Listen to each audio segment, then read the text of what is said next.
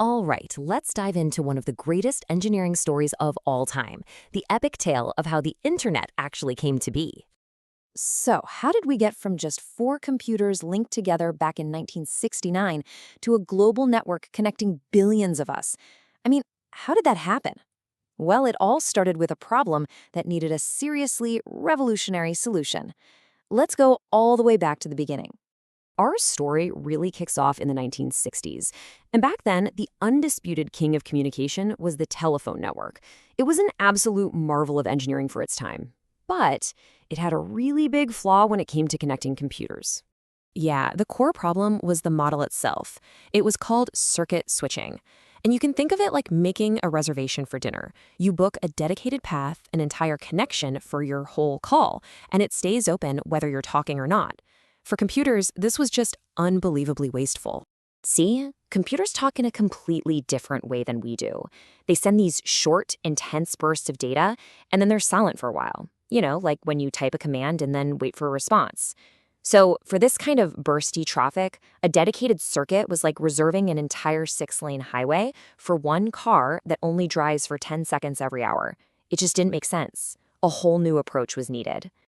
And that solution was something called packet switching. And what's wild is that it was invented independently by three different research groups who didn't even know about each other's work. You had Leonard Kleinrock at MIT, Paul Baran over the Rand Institute, and another team in the UK. They all came up with the same brilliant idea: chop up the data into little pieces called packets and send them whenever you need to. This idea, which was sponsored by the U.S. Defense Department's ARPA, led directly to the ARPANET, the very first packet-switched network and really the direct ancestor of the internet we use today. So packet switching was this fantastic solution, right? But it actually created a brand new problem in the 1970s. We didn't just have one network. Suddenly, we had all these isolated islands of networks with absolutely no bridges connecting them. And that became the great challenge of the era. It was like every country had built its own amazing highway system, but nobody agreed on what side of the road to drive on or what a stop sign meant. It was a total digital Tower of Babel. And there were a ton of them. You had the original ARPANET for researchers, ALOANET out in Hawaii that used radio waves, commercial networks like Telenet, and even the French had their own project called Cyclades. The problem was each one spoke its own private language, which made them all completely incompatible with one another. Solving this required a totally different kind of thinking. And that thinking came from two engineers, Vinton Cerf and Robert Kahn. Their goal wasn't just to build yet another network. No, their vision was way bigger. They wanted to create a network of networks that could finally unite them all. And what they invented was TCP/IP. That's the Transmission Control Protocol and the Internet Protocol. You can just think of it as the universal translator for computers. TCP's job was to make sure the connection was reliable, ensuring all the data got there correctly. And IP?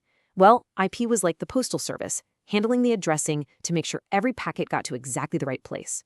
This two-part system meant that any network, no matter what technology it used, could connect and talk to any other network.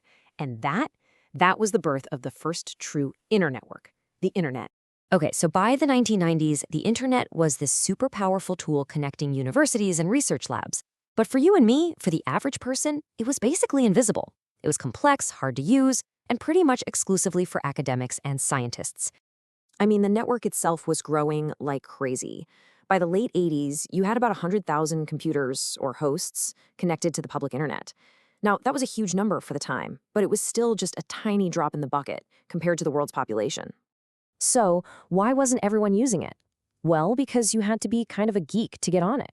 You needed to know command line interfaces. You had to memorize all these weird commands just to send an email or transfer a file. There was no simple, friendly front door to just browse. And that all changed because of one person, Tim Berners-Lee. He was a British scientist working at CERN in Europe, and he came up with the three magic ingredients that finally opened the internet to the entire world. First, HTML, a standard language to actually create web pages. Second, HTTP, a protocol to move those pages around. And third, the very first web browser, a simple window to see it all. This combination was the internet's absolute killer app. It finally gave it a friendly, graphical face where anyone could just point, click, and explore. And this is what sparked that massive commercial explosion in the late 90s, the one that turned the internet from a niche research project into a global phenomenon. So that brings us into the new millennium, and really the last two major transformations that made the internet the always-on, always-there utility that we know today. The first big shift was high-speed broadband coming to our homes. In the early 2000s, we got rid of those screechy dial-up modems and got things like cable and DSL. That's what made services like YouTube and Netflix even possible. And then came the second shift, high-speed wireless. Things like Wi-Fi and 4G completely untethered us from our desks and put the full power of the internet right into our pockets. And it was this new foundation, this combo of pure speed and total mobility, that enabled the entire world of apps that define our lives today.